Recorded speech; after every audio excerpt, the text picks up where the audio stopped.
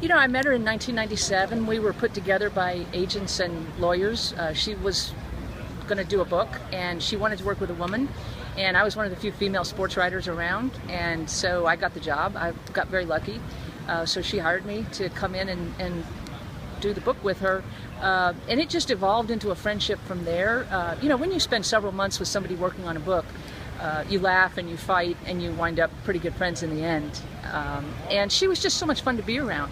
And, you know, the first thing that really happened was with the book project was I wanted to live up to her. You know, her example was so strong.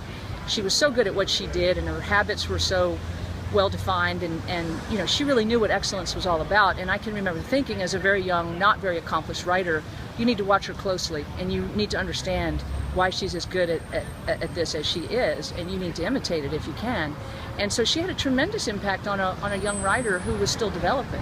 I wasn't going to let her down. I wanted to be as good at what I did as she was at what she did, and that's what she wanted for me. So, well, first of all, she was already so successful. So I mean, she was established. She was an established champion, and when she started talking, it just the ring of authenticity. She really knew what she was talking about. You could feel the effect she had on you. You could see the effect she had on her players, and I just knew this is the real thing. This is the real, honest-to-God thing. And once you've seen it, once you've seen her example, if you turn away from it, you're cheating yourself. And that's the main thing that she taught her players, that she taught me. This is what excellence looks like. This is what it takes. And now that you've seen it, if you don't achieve it, that's your fault. And so really, she kind of implanted a work ethic and a kind of conscience in people. She exposed you to what the top of her profession took and what it looked like and what those habits were in successful people. And to be given that example was just really an extraordinary experience for me, and I was going to try not to waste it. Pat swam upstream for so much of her career when it came to being an ambitious career woman. When she first started out in 1976, it just wasn't done. When she started winning championships in the 80s, it still wasn't really done. To be a competitive woman, to be an aspirational woman, to be a strong, ambitious woman, really, you know, Pat was swimming upstream with all of that. By the time she got done, it was completely acceptable.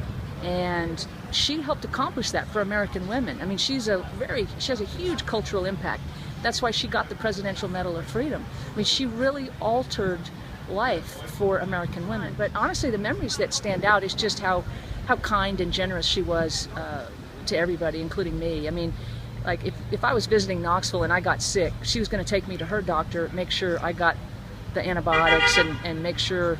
I mean, there's countless people that can tell you what good care Pat took of her friends and her family. That stands out to me, and it's not the most glamorous or extraordinary memory, but it's the memory that's truest to her, is the kind of care that she took of you if you were her friend. You know, she fed you at her table a home-cooked meal. She'd say, "What do you want to eat?" You know, if I was coming to Knoxville, she'd call and say, "What do you want to eat the first night you get in?" And she'd make it. No matter who she was playing the next day, she'd cook you a home-cooked meal and tell you to come on over and eat. You know, that's the kind of thing that you really remember and hang on to, and that's the truest to Pat. Now, I mean, there were some hilarious stories. I mean, I can remember one night she came up to Hartford, Connecticut to play UConn in one of their big, you know, titanic Clash of the Titan games when they're both ranked #1 and #2 in the country. And at the hotel the night before, there was a huge snowstorm hit, and there was about 2 feet of snow outside. And we were all drinking a little wine at the hotel, and she said, "Hey, let's go do snow angels." And so she had all these grown-up adult people out in 2 feet of snow in Hartford, Connecticut, making snow angels, you know, out in the snow outside the hotel in downtown Hartford, you know, the night before she was going to play UConn. She was a lot of fun. She had lots of mischief in her, you know. She really did.